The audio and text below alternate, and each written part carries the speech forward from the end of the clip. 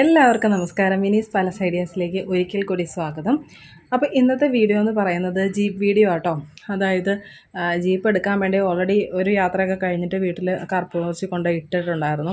പക്ഷേ ഇപ്പോൾ അത് എടുക്കാൻ നോക്കിയിട്ട് അനങ്ങുന്നില്ല.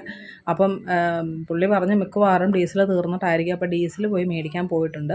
അപ്പോൾ ആ ഡീസൽ മേടിച്ചിട്ട് നമ്മൾ ഡീസൽ ഒഴിക്കുന്ന ഒരു വീഡിയോ ആട്ടോ ഇന്നത് കാണിക്കുന്നത്. അതിനൊപ്പം തന്നെ നമ്മൾ ഓയിൽ അത്യാവശ്യത്തിന് ജീപ്പിനകത്തുണ്ടോ എന്ന് നമ്മൾ എങ്ങനെ ചെക്ക് ചെയ്യുന്നു എന്നും അതുപോലെ തന്നെ അത് എങ്ങനെയാണ് നമ്മൾ എടുക്കുന്ന ആ ഒരു പ്രൊസീജിയറും കൂടി ഇതിനകത്ത് കാണിക്കുന്നുണ്ട് കേട്ടോ.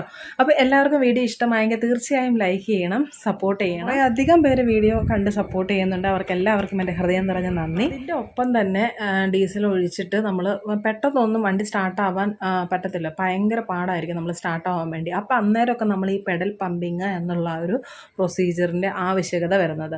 അപ്പോൾ കുറേ ആൾക്കാർ പെഡൽ പമ്പിങ്ങിൻ്റെ വീഡിയോ ചെയ്യൂ എന്നൊക്കെ പറയാം. നമുക്കൊരു ആവശ്യമില്ലാതെ ചുമ്മാ പെഡൽ പമ്പിങ് ചെയ്ത് അതിൻ്റെ ഡീസൽ കളയേണ്ട ആവശ്യമില്ലല്ലോ. അപ്പോൾ ഇന്നപ്പോൾ എന്തായാലും ഒരു ആവശ്യം വന്നിട്ടുണ്ട്. ഡീസൽ ഒഴിച്ചു, വണ്ടി സ്റ്റാർട്ടാവുന്നില്ല. അപ്പം ന്യൂട്രലിട്ട് സ്റ്റാർട്ടാക്കി നോക്കിയിട്ടൊന്നും സ്റ്റാർട്ടാവുന്നില്ല. ന്യൂട്രലിട്ടിട്ട് നമ്മൾ ആക്സിലേറ്റർ കൊടുത്ത് ആ ഒരു പമ്പ് ചെയ്യുന്ന ആക്സിലേറ്റർ കൊടുത്ത് ഒരു ഏകദേശം ഒരു 2-3 മിനിറ്റ് നമ്മൾ ചെയ്ത് കഴിഞ്ഞപ്പോഴത്തേക്കും വണ്ടി സ്റ്റാർട്ടായി. അപ്പോൾ ആ ഒരു വീഡിയോയും കൂടി ഇതിനകത്ത് ഉൾപ്പെടുത്തുന്നുണ്ട്. ആദ്യം നമുക്ക് ഗീട്ട് തുറക്കാം. ഓക്കെ, ഗീട്ട് തുറക്കാം.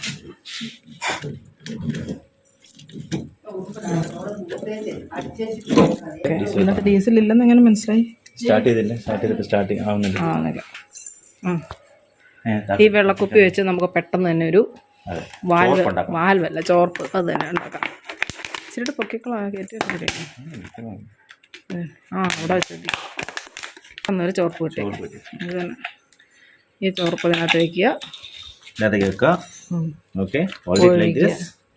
ഇത് 4 ലിറ്റർ ഡീസൽ. 4 ലിറ്റർ ഡീസൽ ഇതൊരു പരിചയം. ഇതൊരു എക്സ്പെരിമെന്റ് ആണ്. ഇതിന് തീരുമില്ലെന്ന് ദൈവം നമുക്ക് അറിയാം. നമുക്ക് നോക്കാം. പിടിക്കണം, നശിപ്പിച്ച് കളയാതെ ഓരോ തുള്ളിയും വിലപ്പെട്ടത്. നമുക്ക് ആദ്യം സഹായത്തിന്റെ ആവശ്യമില്ല. അതാണ് ഇതിന്റെ ഏറ്റവും വലിയ ഗുണം. നല്ല ഐഡിയ അല്ലേ? പിന്നെ നല്ല ഐഡിയ പോവുകയും ചെയ്യും. ഒരുപാട് പ്രശ്നങ്ങൾ.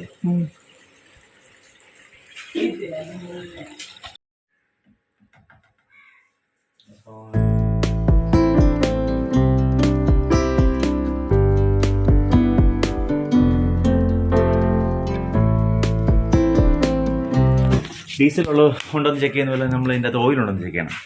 ഓക്കെ, ഓയിൽ അല്ലെങ്കിൽ എന്നാ സംഭവിക്കുന്നതെന്ന് വെച്ച് കഴിഞ്ഞാൽ ഈ പഴയ വണ്ടികൾക്ക് ഓയിലിലേക്കുള്ള ചാൻസസ് ഭയങ്കര കൂടുതലാണ്. ഓയിൽ ഉണ്ടോന്ന് കറക്റ്റായിട്ട് നോക്കി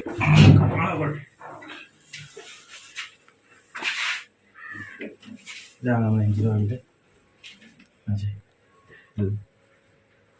ഈ ഒരു ഇതുണ്ട്. ഇതൊരു സ്കെയിലാണ്. ഈ സ്കെയിൽ വെച്ചിട്ട് നമ്മൾ മെഷർ ചെയ്യുന്നത് ഓയിൽ എത്രത്തോളം. അതിൻ്റെ അടിയിൽ ഒരു പോയിന്റ് ഉണ്ടല്ലേ? ആ പോയിന്റ് ഞാൻ കാണിച്ചാൽ ഇത് വളരെ മിനിമം, ഇത് മോഡറേറ്റ്, ഇത് ഏറ്റവും ഫുൾ ഓയിൽ ഉണ്ടെങ്കിൽ ഇത്ര നിൽക്കും. ഓക്കെ, നമ്മുടെ വണ്ടിക്കകത്ത് ഫുൾ ഓയിൽ ഉണ്ടെന്നാണ് തോന്നുന്നത്.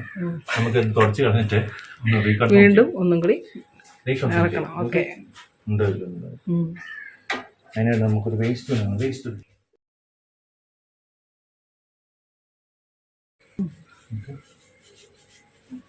ഒന്നുകൂടെ പറയാം.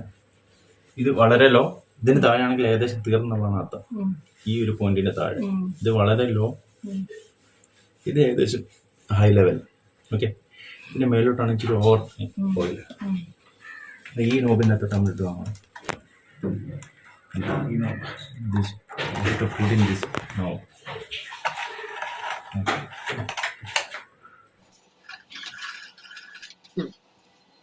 നമുക്ക് മോർ ദാൻ കുറച്ച് ഓയിൽ കൂടുതലുണ്ട്.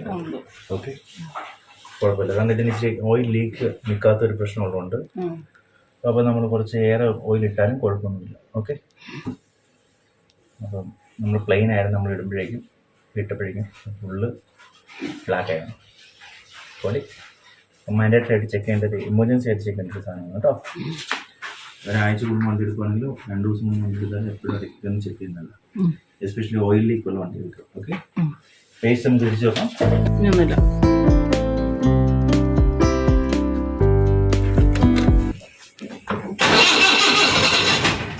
ഡീസൽ ഇല്ലാത്ത എങ്ങനെ മനസ്സിലായി?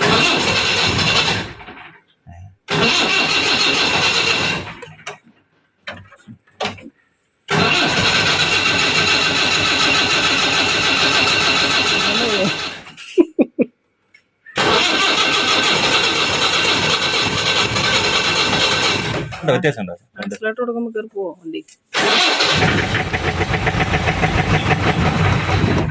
വ്യത്യാസമായില്ലേ?